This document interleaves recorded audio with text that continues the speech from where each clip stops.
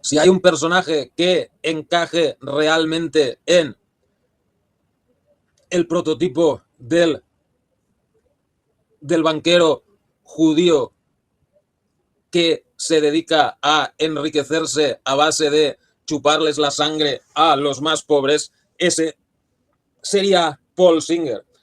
Si ustedes son argentinos, seguramente les sonará ese nombre. La presidenta Cristina Kirchner lo llamó buitre y chupasangre, y esos dos adjetivos son bien merecidos. Desde los años 80 se ha dedicado a depredar empresas y países enteros, intimidar a periodistas que escribían contra él. El periodista Tucker Carlson lo acusó de destruir la América rural. Como ejemplo, él puso Sidney en Nebraska, una ciudad de unos 6.000 habitantes donde había una fábrica de una empresa llamada Cabela's. Cabela's se dedica a fabricar material deportivo. Paul Singer compró el 11% de las acciones de esa empresa. A partir de ahí empezó a presionar a los directivos de la empresa para que la empresa se vendiera.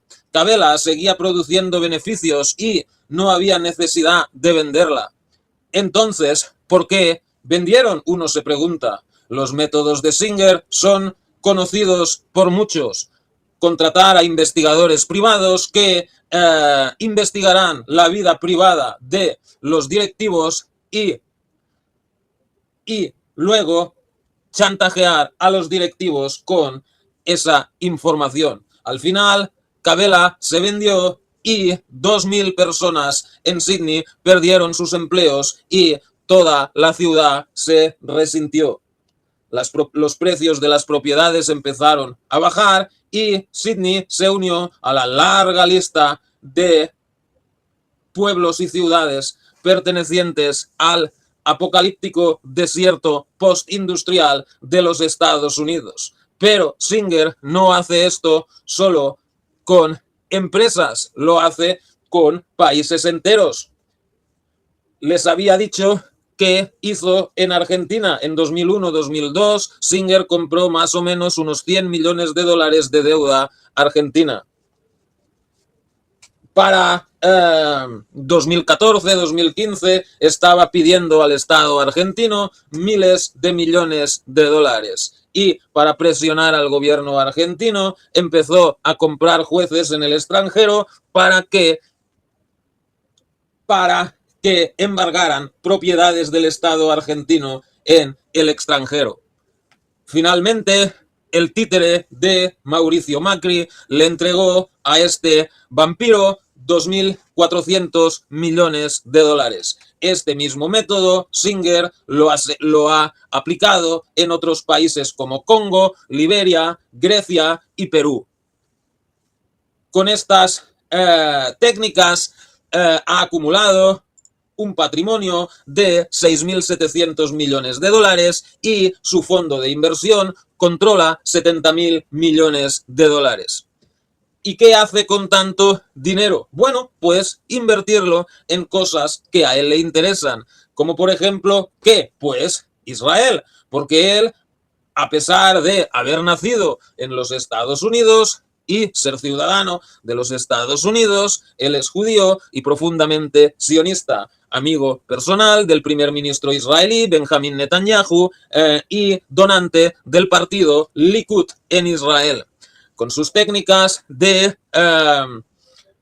tomar empresas, miles de empleos estadounidenses del sector tecnológico han sido trasladados hacia Israel, así alimentando el desempleo y la desindustrialización ya enorme en los Estados Unidos. Su jugada, sin embargo, su jugada maestra es Venezuela. Singer ha invertido enormemente en política. financiando las campañas de republicanos como Paul Ryan, Mitt Romney, Marco Rubio o Donald Trump. Cuando estos personajes toman sus cargos, ellos votan o hacen política que a Singer le conviene. Durante el primer mandato de Trump intentó un golpe de Estado contra Venezuela apoyando al presidente impostor de Juan Guaidó. Naturalmente, todos sabemos que al final salió mal y ya ahora nadie se acuerda de Guaidó. Pero una cosa que también hizo Trump fue darle a Guaidó el control de la empresa petrolera estadounidense Citgo. ¿Y por qué se la dio? Porque Citgo era propiedad de PDVSA, Petróleos de Venezuela. Citgo es propietaria de 3 refinerías y 4.000 estaciones de servicio en los Estados Unidos. Trump prohibió que Citgo mandara sus beneficios a PDVSA o al gobierno venezolano. Al mismo tiempo prohibió que Citgo importara petróleo venezolano. De esta manera, el gobierno venezolano, que también había padecido embargos en otras partes del planeta, como cuando Trump convenció a los británicos para que embargaran cientos de millones de dólares en oro depositados en el Banco de Inglaterra, el gobierno venezolano no pudo pagar sus deudas, la economía venezolana se resintió, millones de venezolanos partieron hacia el extranjero y los que se quedaron padecieron hambre y penalidades. Por eso, cuando les digan que la situación en Venezuela es culpa del socialismo, es culpa de Maduro, es culpa de Chávez, pues bueno, probablemente habrán cometido sus errores, pero el principal culpable es Donald Trump y los jefes de Donald Trump. Y los jefes de Donald Trump son personajes como Paul Singer.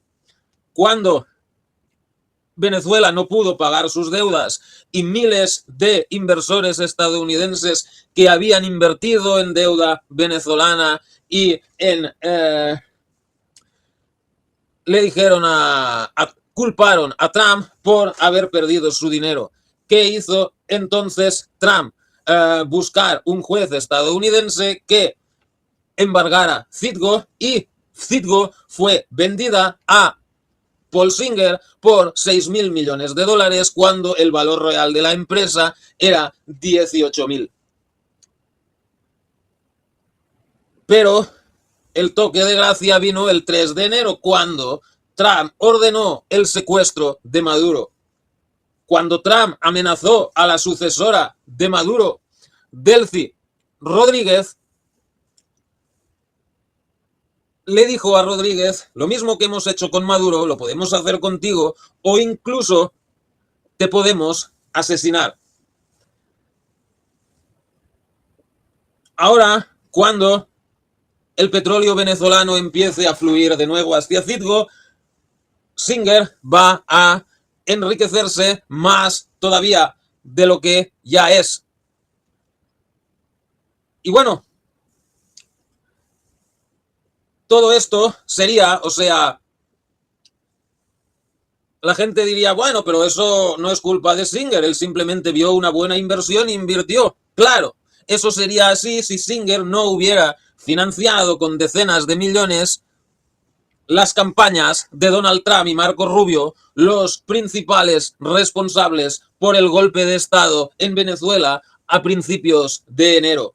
Yo te financio la campaña y cuando yo estoy en el cargo, hago política de manera que las cosas te vengan bien a ti para hacerte más rico todavía. O sea, yo trabajo para ti. Y no es casualidad que Trump haga guerra en Irán en contra de lo que él prometió para contentar a Benjamín Netanyahu, otro político financiado por Paul Singer. Paul Singer también financió al partido de Netanyahu, Likud. Trump estaba en los archivos Epstein. Jeffrey Epstein se sospecha que era un agente israelí y toda la información comprometedora que está en los archivos Epstein, la fue enviando a los servicios de inteligencia israelíes controlados por Benjamin Netanyahu. Una de las últimas voces anti-Israel en el Congreso de los Estados Unidos era Thomas Massie. Thomas Massie se unió con los demócratas para publicar los archivos Epstein. Finalmente solo consiguió publicar la mitad, pero bueno, algo es algo. Además, Thomas Massie quería limitar el poder de Trump para continuar la guerra en Irán e ir a la guerra contra Cuba. Massie quería que Trump cumpliera su promesa de campaña de América primero y no más guerra. Paul Singer, que es miembro del AIPAC y financia al AIPAC y financia el Comité Judío Republicano, que no es tanto una organización de republicanos judíos, sino que ellos financian políticos republicanos, ya sean judíos, cristianos o de otra religión, siempre que ellos obedezcan a lo que quiere Israel. Thomas Massie se enfrentó en las primarias de su partido con su oponente Ed Galbraith. Thomas Massie había recibido $0 del AIPAC y de otras organizaciones sionistas. Ed Galbraith había recibido $15 millones de AIPAC y otras organizaciones sionistas. Si le sumas los dólares que obtuvo de organizaciones no sionistas, su campaña estaba financiada con $30 millones. Parte de ese dinero venía de Paul Singer. Finalmente, ayer, 20 de mayo de 2026, se cumplió lo que Singer quería. Thomas Massie perdió su escaño en el Congreso y así fue callada una de las últimas voces anti-Israel en el Congreso.